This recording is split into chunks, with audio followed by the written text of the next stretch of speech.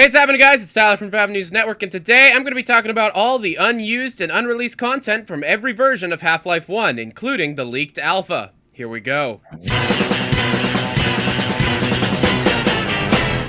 Now, to get things started, I'll explain how the public was able to get their hands on an early alpha version of Half-Life 1. Back in late 1997, Valve releases some preview demo copies of Half-Life to print publications and beta testers.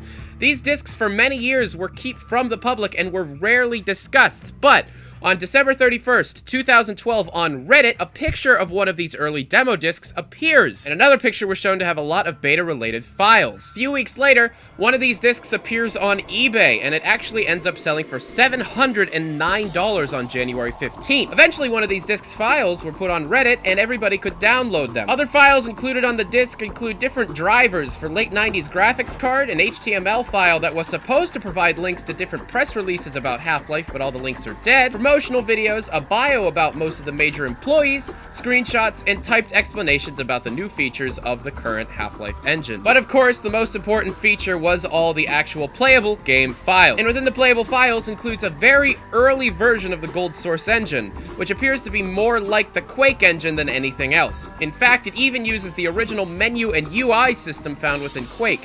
The only differences being is that the icons are either broken or unfinished. There are very early single-player levels that span throughout the Half-Life campaign. While some of these things were later reused in Half-Life, a lot of them remained cut forever. It includes early versions of NPCs such as the scientists and Barneys, and early enemies such as the head crabs, the bull squids, and the hound eyes. The only weapons available to be used in this demo are the pistol, SMG, and crowbar, and there is no real weapon select screen. You actually just have to type in impulse to be able to get those weapons to work, and they all have unlimited ammo. Within the demo are 4 full cut chapters of a single-player campaign, beginning with the portal device. Now, the portal device itself was supposed to be the original opening to Half-Life 1. Instead of a resonance cascade that was caused by the player itself, the beginning of the story was supposed to be implied and was supposed to start with the fabric of space-time was supposed to crack, and all the aliens from the border world Zen was supposed to come through the crack. In the beginning of the portal device in the demo, however, you start out in a large scientific room with a scientist freaking out and an unused enemy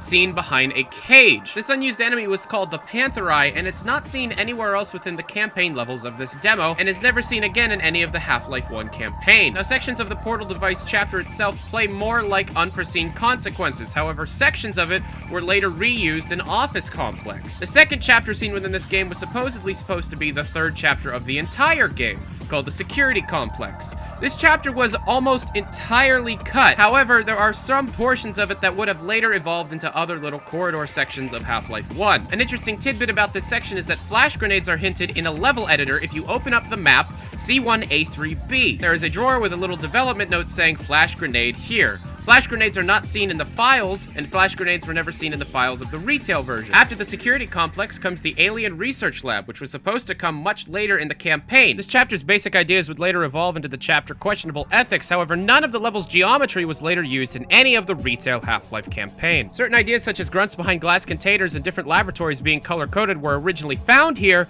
although none of the levels that actually display those ideas in the demo were later used in the retail version of Half-Life 1. Lastly, after the Alien Research Lab comes the Communications Center. Now, all of these things were cut from the retail version of Half-Life 1, although a lot of them were reused in the official Half-Life demo, Half-Life Uplink. The player was supposed to set a communication satellite to the right location so other areas could be able to communicate with Black Mesa. A large story element that was cut from this chapter but is not actually seen within the demo files is that a female scientist was supposed to betray the player after he aligns the communication satellite. This idea was later reused in both Half-Life Decay and Half-Life 2. After the campaign levels are finished, there are other maps seen within the demo version of Half-Life 1, including a tech demo, which was supposed to show the player all the new features that Valve had added to the Quake engine since they started working. These new features include scripted sequences, skeletal animation, and different effects that can be applied to sights and sounds. Also included in this demo is an early version of the Half-Life Deathmatch multiplayer map, Stockyard. This map is actually somewhat unfinished, and the multiplayer functionality of this engine is very, very primitive. All these files are available to be downloaded, and the link is in the description to anybody that wants to try it out for themselves. But other than the leaked version of Half-Life 1, there are other versions of Half-Life that were released before the original release of the retail version that has other unused content. First is the Half-Life Preliminary Findings disc. This disc did not include any playable files, but instead include gameplay screenshots and gameplay videos alongside some interviews with the people that worked on the game. Most notably, in the videos of the interview for Jay, you can see an animation for an early version of a spray, and an early version of the section of Half-Life that included a slippery floor. In the interview for Ken, there shows early animations for the scientists, and on these scientists are early designs. Other than the Preliminary Findings disc, there's Half-Life Day 1, which was an OEM demo given out to graphics card users for free. Now, Half-Life Day 1 actually uses an earlier build of Half-Life than was actually seen in the retail version. In this version of Half-Life includes an early long jump module, an early battery, an early HUD icon for the RPG, and the trip mine uses the E3 1998 view model. It is also worth stating that Half-Life Uplink itself contains a completely cut chapter that was supposed to go between Lambda Core or Forget About Freeman. This demo was given out for free to anybody online, and it was supposed to be the chapter that was seen in the Communication Center in the leaked beta. Alongside all the early versions of Half-Life 1 that were released or leaked, there is actually a lot of unused files seen within the retail version. Most importantly is Ivan the Space Biker. Found within the original Half-Life file model folder is a model called Dr.MDL. This is actually the original player model, or the original version of Gordon Freeman himself. He was given the nickname Ivan the Space Biker because of his original blocky appearance and more grizzled features. Other leaked files include a 20mm cannon, which was an unused weapon given to an unused enemy called the Human Sergeant.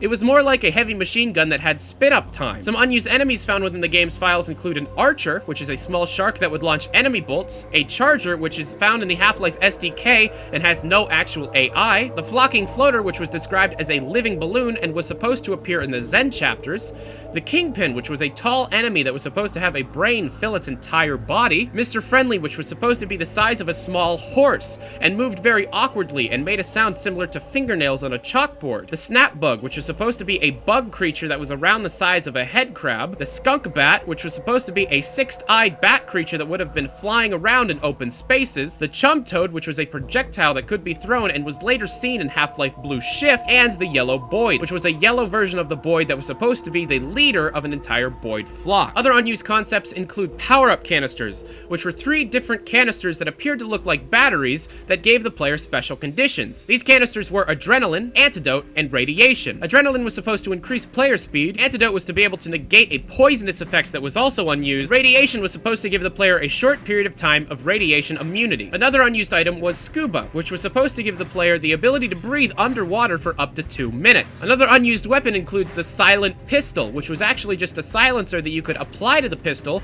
and alongside the model for the silencer is included an animation of the player attaching the silencer. An unused NPC called the Construction Worker, which was really just a reskinned Barney, an Emergency Flare, which was an unused item that was later recycled in the Half-Life 2 episodes, an F-117 Nighthawk, which was actually a stealth plane that was cut in the early stages of Half-Life's development. There was an early version of the HEV charger seen within the files, a security card which was supposed to unlock doors in a similar manner that older FPSs would have key cards and keys to unlock doors, an unused weapon called the 0-point generator, which is actually only mentioned a few times in the game's script files, an isotope box, which was an ammo type that was supposed to hold a lot of uranium, and lastly, a box of bullets, which was supposed to hold a lot of heavy chain gun ammo for a weapon that never made it in the game. But anyways, that was all your unused content from Half-Life 1. If you like this video, please click the like button, subscribe, favorite, comment, do all that stuff. You know I love it, and it really helps me out. So thank you for watching. I love Valve. Valve is very much my life. If you want to see me do a stream of all the leaked and unused content of Half-Life 1, I'm totally going to do it. Go check out my second channel, Valve News Extra. Link is in the description. But as you know, I'm Tyler McVicker. This is Valve News Network.